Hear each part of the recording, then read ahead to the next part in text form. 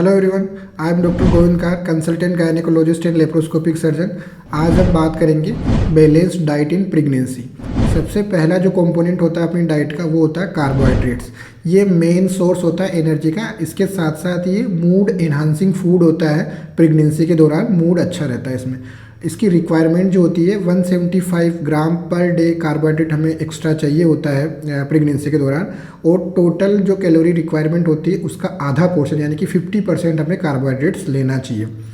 What are the sources of carbohydrate? क्या क्या खाने से हमें कार्बोहाइड्रेट मिलेगा? पहला, अनाज यानी कि सीरियल्स जो होते हैं जिसमें हम चपाती खाते हैं, गेहूँ, बाजरा, मक्का, जौ, रागी, चावल, ये सारे के सारे जो होते हैं अच्छे सोर्स होते हैं किसके? कार्बोहाइड्रेट्स के। इसके प्रोडक्ट्स जो होते हैं सीरियल्स के प्रोडक्ट्स लाइक आटा, सूजी, ब्रेड, पास्ता, नूडल्स, ये वाली जो चीज़ें होती है ये बहुत सारा कार्ब्स हमें देती है। नंबर 2 जो सोर्स होता है पल्सेस, दालें जो होती है, चने की दाल, उड़द की दाल, मूंग की दाल।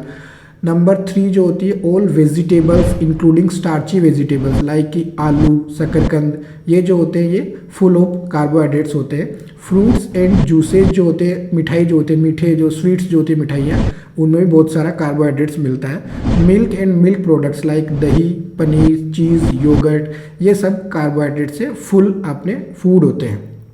जनरली हम लोग कार्बोहाइड्रेट्स एक्सेस मात्रा में लेते हैं अपनी डाइट के दौरान, तो हमें क्या करना होता है? We need to reduce the carbohydrates. But कैसे हमें रिड्यूस करना है? तो सबसे पहला तरीका जो इसको कम करने का है वो हम सीरियल्स यानी कि अनाज जो होता है उसको हम कम कर दें। सीधा तरीका ये होता है अगर आप 4 रोटी खा रहे हो तो 3 कर दो, 3 रोटी खा रहे हो तो 2 कर दो, या चावल 2 बाउल खा रहे हो तो 1 बाउल ही कर दो। और उसकी जगह आपको पल्सेस और बीन्स जो होती है और वेजिटेबल्स जो होती है उनको अमाउंट को बढ़ा देना है, क्योंकि उनमें प्रोटीन कंटेंट ज़्यादा होता है in comparison to the carbohydrates. Number 2, हमें अनपोलिश्ड ग्रेन जो साफ के पॉलिश वाले जो ग्रेन्स होते हैं उनको यूज़ नहीं करना है, मोटा अनाज यूज़ करना है। नंबर 3 जो हमें करना है होल फ्रूट्स हमें खाने, पूरा फल खाना है, उसका जूस नहीं पीना है, बिकॉज इससे फाइबर का इंटेक जो होता है वो बढ़ जाता है।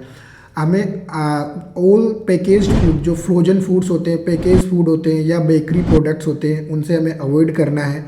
इतना सब कुछ करने के बाद हमें क्रेविंग्स होती है बीच बीच में, उस क्रेविंग्स को कंट्रोल करने के लिए हमें क्या करना है? बिस्किट या चॉकलेट्स खाने के बजाय ड्राई फ्रूट्स जो होते हैं, रोस्टेड ड्राई फ्रूट्स हमें यूज़ करने चाहिए। नंबर 2 जो हमारा फाइबर इंटेक होता है वो फाइबर इंटेक हमें कैसे बढ़ाना है? फाइबर इंटेक जनरली में 25 to 30 gram fibre per day हमें चाहिए होता है प्रेगनेंसी के दौरान। फाइबर के बेनिफिट्स क्या होते हैं? अगर हम फाइबर लेते हैं तो ये हमारी सेटाइटी जो होती है, संतृप्तता, उसको बढ़ा देता है, प्लस कॉन्स्टिपेशन को अवॉइड करता है। तो हमें अपनी डाइट में जितना ज़्यादा फाइबर इंटेक बढ़ा सकते हैं उतना बढ़ाना चाहिए। उसके तरीका क्या है? सबसे पहला तरीका जो होता है साबुत अनाज जो होते हैं, मोटा अनाज, बिना छना हुआ अनाज जो होता है वो उसको हमें यूज़ करना है। और उसको हस्क जो होती है, उसकी भूसी जो होती है, उसके साथ में उसकी रोटी बनानी होती है। इसके अलावा जो हमारे पास में होल फ्रूट्स होते हैं, जूस के बजाय फ्रूट्स लेना होता है, वेजिटेबल्स लेनी होती है, स्प्राउट्स लेना होता है। और इनके साथ में क्या इंक्लूड करना होता है? सीड्स जो होते हैं, बीज जिसको होते हैं, वाटरमेलन सीड्स होते हैं, फ्लेक्स सीड्स होते हैं, नट्स जो होती है, काजू, बादाम, मिलेट्स, इन सब का हमें यूज़ करना होता है। नंबर 3 जो होता है ब्रेकफास्ट जब भी हम कर रहे होते हैं तो ब्रेकफास्ट में हमें रवा नाश्ता जो होता है उनको अपन एडिशनली अपने नाश्ते में ऐड कर सकते हैं। 3rd नंबर का जो कंपोनेंट होता है प्रोबायोटिक्स।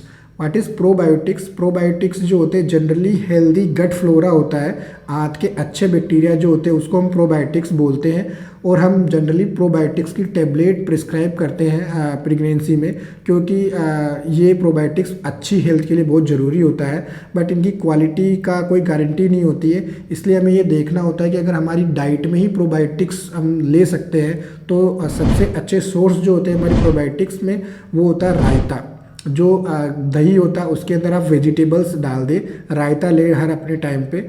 और उसके बाद नंबर 2 जो होता है वो होता है फर्मेंटेड फूड्स, यानी किण्वन वाले जितने भी फूड्स होते हैं, इडली हो गया, डोसा हो गया, खम्मन हो गया, ढोकला हो गया, अप्पे हो गए, इनका आप यूज कर सकते हैं। 3rd नंबर का जो होममेड ट्रेडिशनल पिकल्स होते हैं, अचार होते हैं, माँ के हाथ का बना हुआ अचार खा सकते हैं, या बटर मिल्क छाछ जो होता है उसको इंक्लूड करने से आपको प्रोबायोटिक्स की भरपूर मात्रा मिलेगी।